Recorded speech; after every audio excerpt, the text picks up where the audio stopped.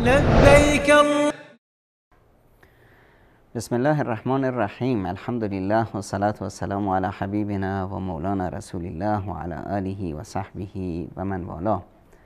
سلام و سلام و درود خدمت همه شما خوبان، شمایی که خداوند متعال بر شما منت نهاده و فرصتی داده تا حاجی بشید و همراه با کاروانهای حج عازم دیار حرمین بشید یا رسیده باشید فعلا، یا همچنین شما عزیزانی که عشق و علاقتون حج هست، نیتتون حج هست، چشماتون پر از اشکه که خدای بارالها این فرصت نشد که من به حج برم، دلم رو فرستادم با حاجی ها، قلبم رو احساساتم با حاجی هاست و انشاءالله اجر یک حاجی کامل رو میگیریم.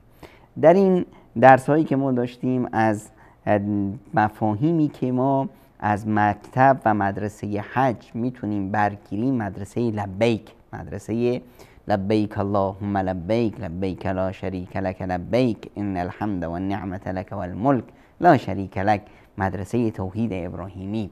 در این مدرسه ما از اخلاص گفتیم، از انفاق در راه خدا گفتیم، از جهاد گفتیم، از تواضع و فروتنی گفتیم، از هجرت گفتیم، از این گفتیم که دنیا جای قرار نیست و ما از این گذرگاه به زودی خواهیم رفت، از مسئله هویت اسلامی که شخصیت من یه شخصیت اسلامی است، من کی هستم، هویتم، از این گفتیم، از آیات و نشانه های الهی که در مناسک حج و در ایام حج برای همه هویداست، از اون گفتیم که چطور حج من مسلمون رو ربط میده به تاریخم و من احساس میکنم که من یک علف هرزه‌ای نیستم، من عمق دارم در تاریخ، عمق دارم در دعوتم و در ایمانم و در فرهنگم.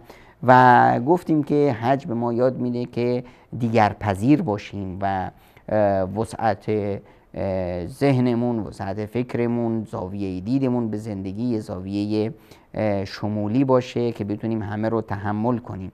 و همچنین گفتیم که حج به ما فداکاری یاد میده و در راه خدا چطور به اصطلاح از هیچیمون به اصطلاح دریغ نکنیم، همه رو در راه خدا بدیم و این جرأت رو داشته باشیم. از جمله دیگر مفاهیمی که در زندگی ما باید باشه و ما اون رو خیلی وقتا از دست دادیم. ببینید ما ابتدای امر وقتی در مفاهیم اسلام نگاه کنیم و تربیت رسول اکرم صلی الله علیه و سلم صحابه کرام رو میبینیم که ارزش ها اونجا پررنگ هست، شخصیت ها، اسم ها مهم نیست، ارزش ها مهمه. طرف اگر عرب هست، عجم هست، نمیدونم سیاه هست، سرخ هست، سفید هست، برده است، آقا و سید هست، حاکم هست، محکوم هست، پولدار هست، فقیر هست، پادشاه هست، رعیت هست، همه در مقابل ارزش ها برابرند. همه باید راست بگن، همه از دروغ گفتن باید دوری کنند، همه باید عدالت داشته باشند، انصاف داشته باشند، همه باید ظلم نکنند، هر کسی ظلم کرد محاسبه میشه، هر کسی پاشو از قلیمش درازتر کرد محاسبه میشه، هر کسی زبان درازی کرد محاسبه میشه، قانون هم برای همه برابر. این زمانی بود که ارزش ها مهم بود. طرف اومد جبلت ابن ایهم پادشاهی بود برای خودش، اومد مسلمون شد، اومده بود به عمره با اون جبه و کبکبه و لباس شاهانه و اینا که روی زمین بسیار لباسش پهن بود و میرفت. بنده خدای روستایی اومده بود اونم برای عمره، خب نمیدونه تو این ازدهام که این آقا جبلته و نمیدونم پادشاه و فلان، پاش رفته بود روی جبه یارو، اینم برگشته بود یه سیلی محکم زده بود دماغ طرف رو شکنده بود. اونم اومد پیش امیر المؤمنین عمر بن الخطاب شکایت، آب جبله رو خواست که چرا اینو زدی؟ ببین ده هنوز ناخونات پر خونه طرفه، یا راضیش میکنی یا حساب پس میدی، تقاصش رو ازش میگیریم، قصاص میزنیم همونطور که زدیش. من پادشاه رو میزنی به خاطر یک رعیت؟ میگه اینجا رعیت و پادشاهی نیست، همه بندگان خداییم. مساوات. این ارزشه. خب این یه زمانی باز اومد ما مسلمان ها ضعیف شدیم و فلان شدیم، ارزش ها رو کردیم داخل افراد. اگر یه فردی ارزشی بود، این دیگه فکر شما خیلی رنگ و رود، فلانی آدم شجاعی هست، فلانی آدم امانتداری هست، دیدی فلانی چقدر آدم راستگوست، باید بهش جایزه داد. یعنی چی؟ یعنی اینی که ارزش ها از بین رفته. اگر ما این ارزش رو در جایی دیدیم فکر کردیم که دیگه طلا و جواهرات رو یافتیم، این چیز گرانبهای گم رو پیداش کردیم. واسه همینه که میبینیم که ما بعضی از اسمها همیشه تکرار میشه. میاییم در یک میلیون ها نفر جمع شدن، یه خطیب بلند میشه میگه های مسلمون ها کجایید؟ آبا صلاح الدین ها، صلاح الدین کجایی تا بیا ما رو از فاجعه هایی که در عراق هست، در سوریه هست، در فلسطین هست ما رو نجات بدی. های صلاح الدین، های عمر بن الخطاب، های میریم دنبال مرده ها میگردیم که مرده بیاد بلند چه از قبر ما رو نجات بده. و امامی هم که هست از ما دست شسته، از امت دست شسته، ما چند صد هزار نفری که جلوش هستیم این رو ما رو نمیبینه، دنبال کی هست؟ یه مرده ای که از قبر بلند شه و بیاد بسیار به داد ما برسه. شدیم فرد پرست یا افراد رو زیاد به اصطلاح بهش همین پادشاهی که من اسمش رو میبرم اینقدر بلندش میکنم، وقتی میریم در عمق زندگیش نگاه میکنیم میبینیم خیلی اشتباهات داشت. پادشاهی درست کرد، پادشاهی شد تقسیم کرد بین بچه هاش، نمیدونم در فلان جا ظلم کرد، در فلان جا فلان لغزش رو داشت. اما چون که ما یه ارزش رو گم کرده بودیم توش دیدیم ای شجاعت تو فلان بیرق، این دیگه پهلوان شد و برای ما چی شد. یه وقتی باز اومد از این ارزش ها هم چی شد؟ ارزش ها رو عوض کردیم. اومدیم چی شد؟ ارزش شد لباس طرف جایگاه اجتماعیشو نشون میده. اگر لباسش اینطوری بود، اگر جبهش اینطوری بود، اگر کلاهش اینطوری بود، کلاه چی داشت، سبز داشت یا کلاه سفید داشت، عمامش اینطور بود، خونهش بالا شهری بود، فلان بود، این پیش ما ارزش داره. این فرد فلانی رو دیدی؟ بله فلانی اینطوری است، حرفش رو زبان هاست. چرا؟ لباسش این رو ارزش کرده، خونهش این رو ارزش کرده. این به اصطلاح چیزهای پوچ برای ما ارزش شد. اومدیم در حج یک درس و یه شستشویی میده که این ذهنی که بیمار شده، این ذهنی که رسوبات روش نشسته، زنگ زده، این رو باید صیقلش داد، این رو باید پاسداری کرد. اینجاست که خداوند متعال میاد در حج ما رو با یک مفهوم جدیدی که قدیم هست در واقع باید ارزش می بود در ما و گمش کردیم، ما رو دوباره با این یادآوری میکنه. یا ایها الناس، های مردم، انا خلقناکم من ذکر و انثی، مگه یادتون رفته شما از همتون بچهای یک زن و مردید، شما همتون از آدم و حوا هستید، پس به همه برادر خواهرید.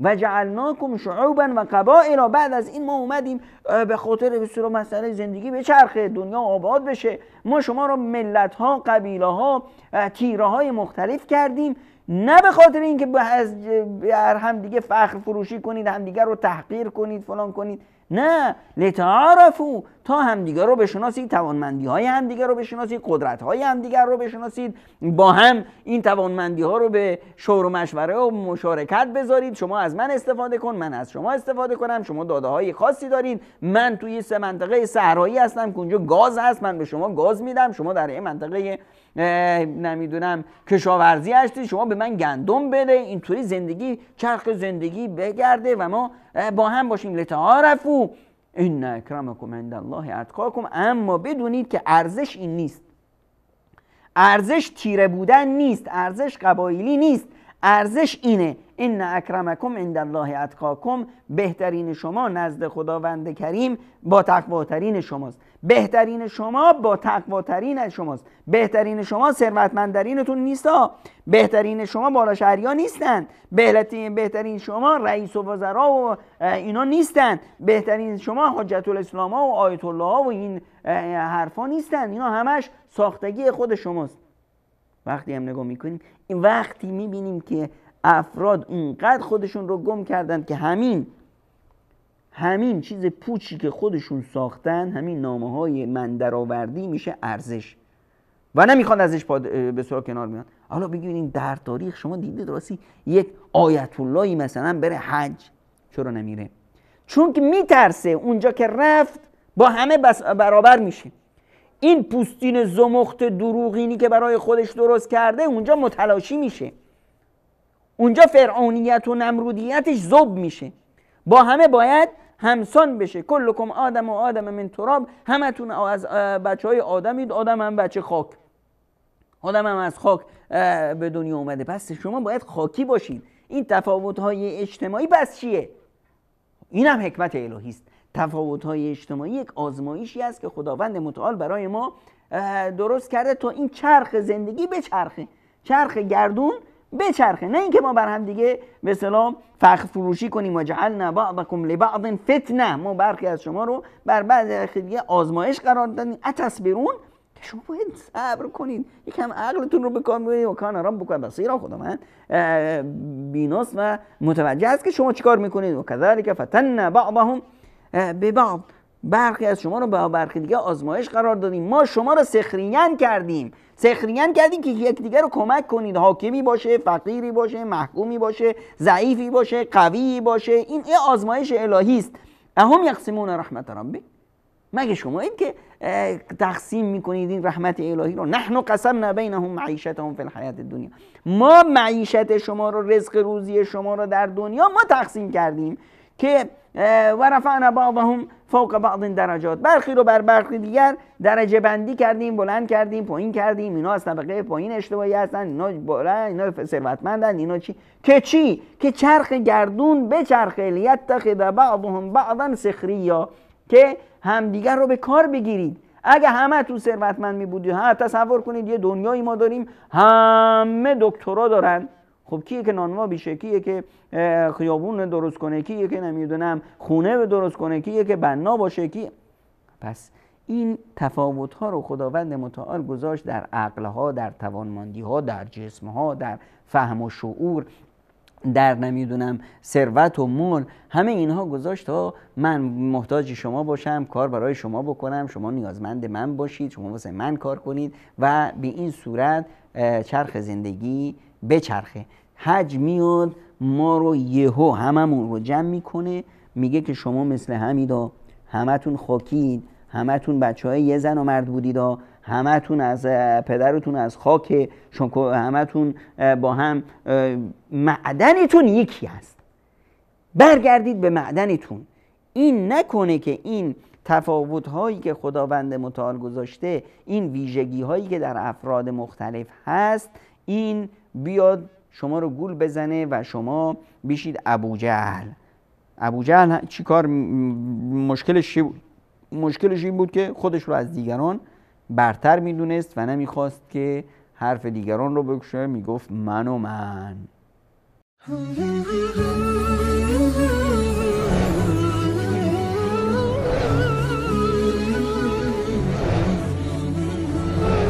مثال حق، ندای حقیقت. در حج ما اومدیم و گفتیم لبیک اللهم لبیک، لبیک لا شریک لک لبیک، ان الحمد و النعمت لک و الملک لا شریک لک. وحدانیت خداوند رو اقرار کردیم، شهادت دادیم که اشهد ان لا اله الا الله و اشهد انک یا محمد رسول الله. بعد از اون اومدیم مناسک به ما درسهایی رو داشت و همین لباس احرام ما رو برگردون به معدن و سرشت انسانیت خودمون، آدمیت خودمون رو درک کردیم، فهمیدیم که ما همه هستیم، همه یکی هستیم، همه از خاک هستیم و به خاک خواهیم رفت. اما باز یک درسی بسیار مهم هست که ما از احرام باز میگیریم، اینی که این احرام انگار که کفن هست. منی که یه لباسم نمیدونم چند میلیون خرجش هست، الان با اون فقیری که لباسش مثل همین کفن هست همه با هم برابر میشیم، همه کفن میپوشیم، به این احساس که داریم تجربه مرگ رو با هم و تجربه دور انداختن دنیا رو با هم تجربه میکنیم. پوشیدن کفن باید ما رو به این احساس بده که من انسان خواهم مرد و در قبر انسانیت من، آدمیت من مورد محاسبه قرار میگیره، نه این مال و منالی که من داشتم و جمع کردم و دنیام به دادم میرسه. ببینید این کفن هیچ جیبی هم نداره. مشکلات حاجی‌ها یکی از مهمترین مشکلاتون اینه که پولامون کجا بذاریم، پاسپورتمون رو چیکار کنیم. آقا میگن کاروان‌ها پاسپورتاتون رو اینجا بذاری گم نشه، جیب نداری تو کفن. پول یک کیفه که بگیر محکم ببندش به کمرت که به اصطلاح گم نشه. یه چیزایی به اصطلاح اون چیزی انگار که خداوند به ما میفرماید ولا تنس نصیبک من الدنیا، یه چیزایی هم نیازت میشه تو دنیا یاد درها. من مؤمن چه هستم؟ خصلتم اینه که دنیا برام هیچ ارزش نداره، دنبالش نمیرم، خودم رو فداش نمیکنم. نه اینی که فقیر میشم، نه خیر، دین از ما نمیخواد فقیر بشیم، دین میخواد پولدار باشیم، ثروتمند باشیم، چون که عبادت‌های ما نیاز به ثروت داره. همین حج نیاز چی است؟ عبادت ثروتمنداست. من میخوام حاجی بشم، رکن پنجم دین رو انجام بدم، باید حاجی بشم. حاجی که بشم باید پولدار باشم که حاجی بشم. باید پولدار باشم تا بتونم زکات بدم. پس دین میخواد پولدار بشی، اما میخواد که این پول تو دستت باشه نه تو قلبت. خب حالا من اومدم کفن پوشیدم که احساس کنم من میرم تو قبر. حالا ببینید در قبر وقتی آدم میره به قبر دیگه ازش نمیپرسند که ببخشید جناب آقای دکتر ما منکر و نکیر اومدیم در خدمت شما هستیم، اگر اجازه بدید وقتتون اجازه بده ما 3 سوال داشتیم که در خدمت شما مطرح بفرماییم، اجازه میدید؟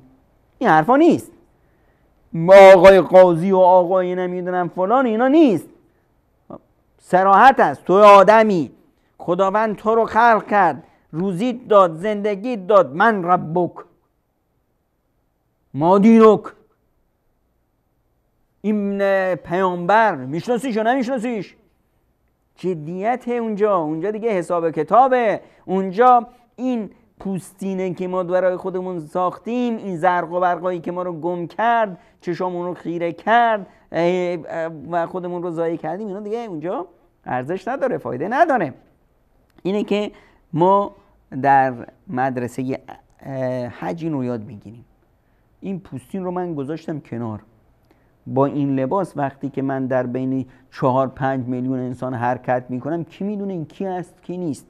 اما اگر تاج خودم رو میداشتم، اگر نمیدونم لباس که میرفتم سر کارم میداشتم، اگر فلان، دیگه از دور افراد میفهمیدن که آقا این پادشاست، این وزیر فلان کشوره، این نمیدونم رئیس فلان دانشگاه، این قاضیه، این آیت الله است، این فلان هست.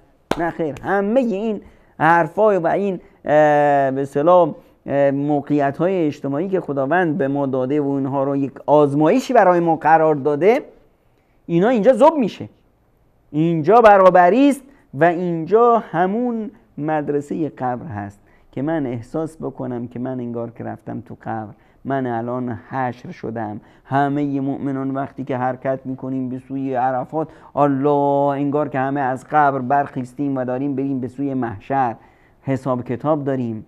اینجاست که دیگه این مفاهیم بعد از زندگی در من زنده میشه. یکی از درس‌های دیگه ای که هم در حج خیلی مهم است و مدرسه حج به ما یاد میده، اون اطاعت مطلق از خداوند متعال هست. در حج همه میپرسن که آقا چی کار کنیم؟ هیچ کسی نمیپرسه چرا این کارو بکنیم. هیچ کسی نمیگه که چرا 9 باید برم به عرفات. هیچ کسی نمیگه که چرا 7 بار باید طواف کنم، 7 بار 7 سنگ بزنم رو کله شیطان، چرا 7 بار سعی کنم. هیچ کسی اینو نمیپرسه. همه میپرسه که چی کار کنم، کی این کارو بکنم، وقتی بهترش کیه، اجرش کجا بیشتره، اینجا چه کار کنم، اونجا چه کار کنم. یعنی اینی که اطاعت مطلق، فرمان برداری از احکام و دستورالعملهای خداوند. خب من طواف کردم، فایدهش چیه؟ حکمتش چیه؟ چه درس‌هایی توش هست؟ این چه درس‌ها و حکمت‌ها و اینها بعدیست. اگه من درک کردم فهمش کردم، خب طوافم برام خوشمزه تر و خوش طعم‌تر میشه و لذت بیشتر میبرم. اما اگر درک کردم نکردم، فهمیدم نفهمیدم، دونستم ندونستم، همه اینها هیچ تغییری در اجرای حکم نداره. من 7 بار طوافم رو میکنم، من جاهل چوپون که هیچی نمیدونم و هنچی اومدم به حج 7 بار طوافم رو میکنم. حالا چه فهمیدم چه درسش تو هست یا نیست. چرا 7 بار؟ چون خداوند گفته، چون خداوند امر کرده من این کارو میکنم. خب اینه که طاعت در زندگی همیشه یه حد و مرزهایی داره. طاعت از حاکم، طاعت از همسر، طاعت از پدر مادر، یه مرزبندیایی داره ها، که اگر از اون مرز تجاوز کنه اطاعت نیست. لا طاعت لمخلوق فی معصیت خالق. هیچ مخلوقی حق نداره در گناه و در سرکشی از خالق و آفریدگار از هیچ کسی اطاعت کنه، نه از پادشاه، نه از پدر مادر، نه از هیچی. اما اطاعت خداوند متعال یک اطاعت مطلق هست. چون خداوند متعال فرموده من این کار رو میکنم. چرا 4 رکعت نماز ظهر میخونی؟ چرا 6 نمیخونی یا 2 نمیخونی؟ چون خداوند گفته. چون خداوند گفته 4 رکعت میخونم. چون 4 رکعت میخونم چون خداوند گفته.